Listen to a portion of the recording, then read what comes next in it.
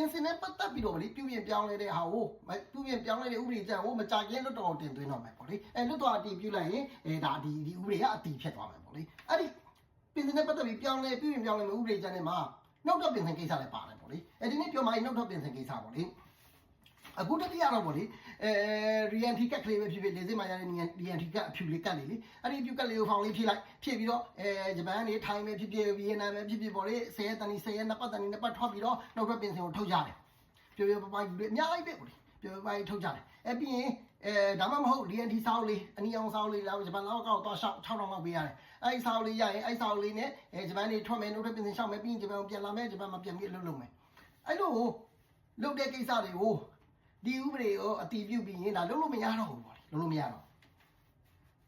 re-entry နဲ့နှုတ်ထွက်ပင်စင်ရှောက်လို့မရတော့အပြီးပြန်တဲ့လူတွေကရှောက်လို့ရတယ်ဗောလေအပြီးပြန်တဲ့လူတွေကရှောက်လို့ရတယ်ကောင်းတဲ့ချက်ကဗောလေ9နှစ်ကနေပြီးတော့10နှစ်ထိတိုးမြင့်ပေးမယ်အခုတတိယ9နှစ်ထိရှောက်လို့ရပါမယ်ဥပဒေပြောင်းလဲပြီးရင်10နှစ်ထိတိုးမြင့်ပေးမယ်ဗောလေ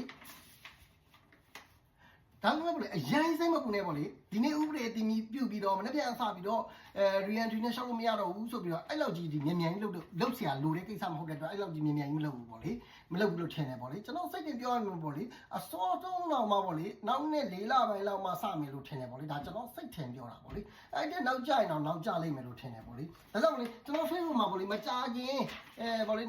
re-entry နဲ့နှုတ်ထွက်ပင်စင်ရှောက်လို့မရဘူးလို့ကျွန်တော်ကိုယ်တိုင်ရေးထားပေးမယ်ပေါ့လေမကြာခင်ဆိုတာပေါ့လေ